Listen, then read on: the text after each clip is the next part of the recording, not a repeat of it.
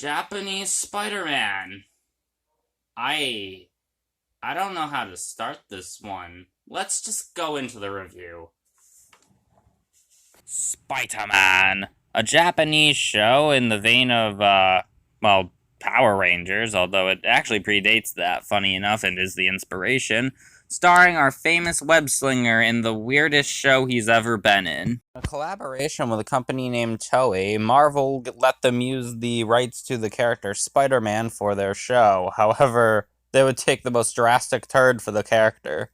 Motorcycle pro Takuya Yamashita finds a US UFO that crash landed around his house. His father goes to explore it, but ends up getting lost. So he goes into the caves themselves to find a person with spider blood from Planet Spider and gains the power of Spider-Man. Yes, that is the actual origin of our version of the character.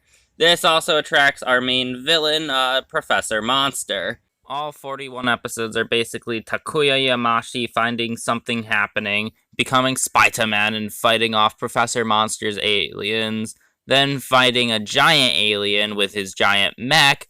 Also, a little side note here, half the time the mech's footage is reused because they actually lost it during filming halfway through the show's history. And then the day is saved thanks to Takuya Yamashita, and rinse and repeat for 41 episodes until Professor Monster dies. In terms of production value, I gotta say, this is probably, well, next to the last show at least, the cheapest Spider-Man show out there. There's constant reused shots, there's a lot of very cheap effects, and they reuse a lot of scenes, especially with the giant robot halfway through the show.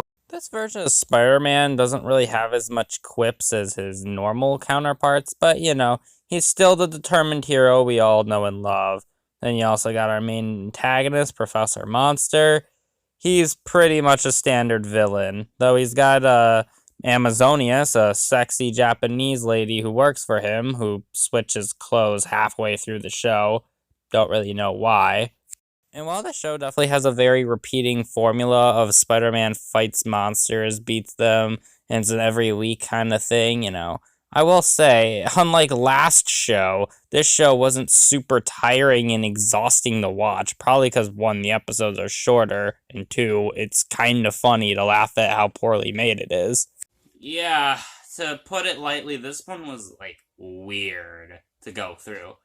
But, you know, it's always these obscure ones I find the most fun to sit through. Sure, it may not be some of the shows coming up later as the de facto best adaptation of the character, but I find these weird versions really fun just to see how a different country or a different idea of style these kind of characters can go into. You know what I mean.